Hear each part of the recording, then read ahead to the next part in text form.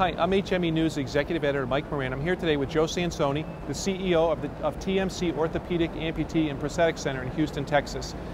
Joe's going to talk a little bit today about what it means to be a good boss and what it means to be a bad boss, and why this topic is so important in these changing times. So, Joe, just give us some insights of good bosses, bad bosses. I mean, we don't often hear that kind of stuff, but everybody has a boss for the most part. Absolutely, and there's some good ones and there's some bad ones. You know, years ago I used to talk about the importance of being a good boss versus being a bad boss, because you want to keep employee retention, you want to keep your employees happy and working for you. Nowadays though, with the economy the way it is now, employees are a little more likely to stay with your company. So does this give bosses latitude to where they don't have to be a good boss anymore? I think if anything, it's more important that employers and managers are good bosses, because we now know that employees are happy to have a job. They are glad that they're working for a company that's employing them.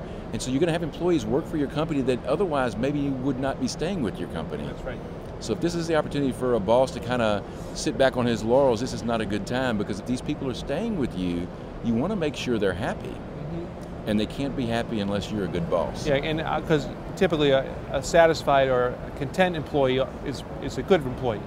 Well, you know, I give examples of when I was a young disgruntled employee and I didn't like my boss at all and something had gone wrong, and I actually was loading up some equipment from a hospital once.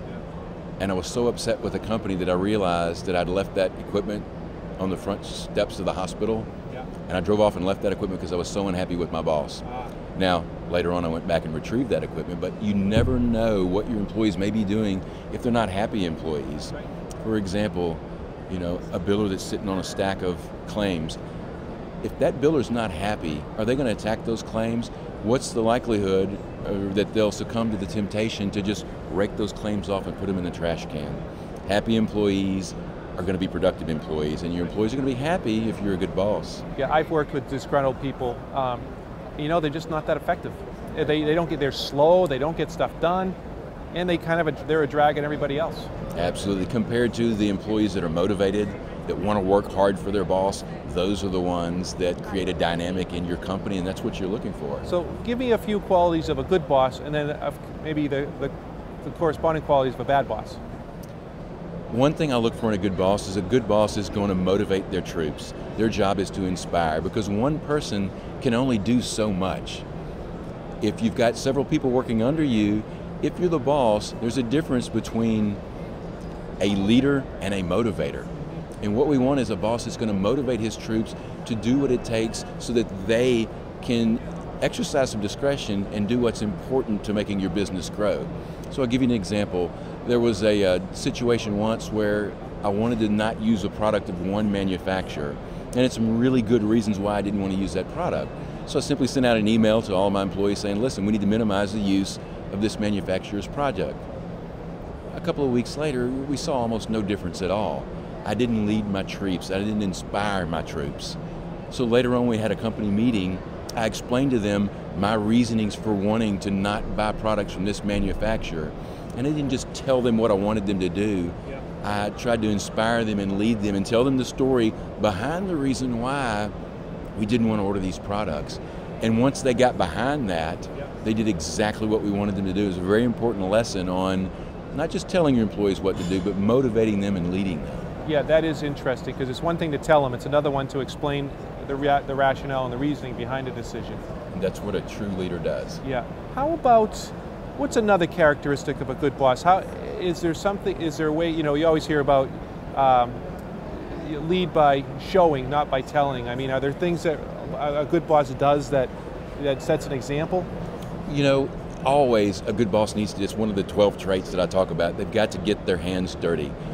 A boss that sits behind his desk and tries to manage from his office and never goes out and sees his employees is not going to be a boss that's well liked. And again, it's important that you are a well liked boss and that you do command respect of your employees. You've got to be willing to do the work that your employees are doing. And you're not a good boss if you think you know how to bill better than your billers, collect better than your collectors, dispatch better than your dispatchers.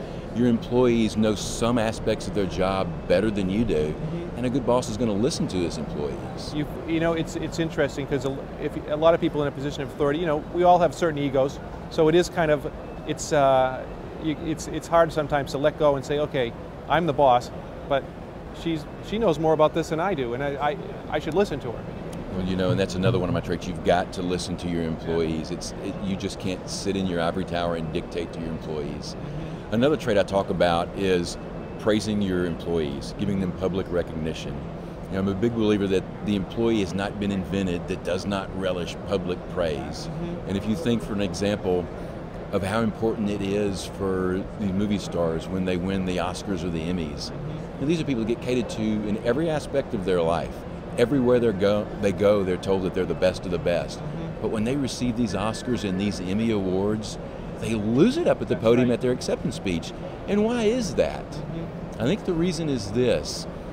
It's not so much that it's public recognition, but it's public recognition in front of their peers. And that's why it means so much to employees. And I always challenge managers and bosses to make sure that they publicly recognize their employees. And we do something at our office where we give thank you cards to employees, and the card says thank you for your extra effort.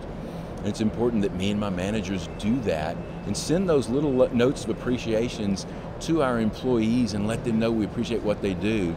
Something as simple as a 1-minute note to an employee has literally brought more than one employee into my office with tears in their eyes saying, I had no idea that you noticed what I did or you appreciate what I did. Those are the employees that will now go to bat for you, and they'll respect you, and they'll walk through walls for you because they know you appreciate what they're doing for you. I always, one of the sayings I always like is that people don't quit jobs, they quit managers or / bosses, and I think that's probably true. Well, you know, in my presentation that I gave today, that's exactly what I said. The cause for employee turnover, there's a lot of HR mumbo jumbo that goes into that, but the #1 cause for my money is a bad boss. Because if an employee feels appreciated, if they know there's room to grow, if the day-to-day activities that they're exercising are done in a positive manner, then that's because of the boss. And if they leave a job, most of the time, a good boss, it may not be because of a bad boss, but perhaps a good boss could have salvaged that situation. Right. Huh, it's interesting. So a good boss does all those things, a bad boss doesn't. Absolutely. That's right. Give you another example. You want an example of a good boss versus bad boss? One more. An example of a bad boss. You're sitting in a conference room, and this happens to all of us. You're sitting in a conference room, somebody walks in 5 minutes late. A bad boss will dress that employee down in front of their peers, in front of everybody. And you know, as important as it is to praise in public, it's even more important to chastise in private.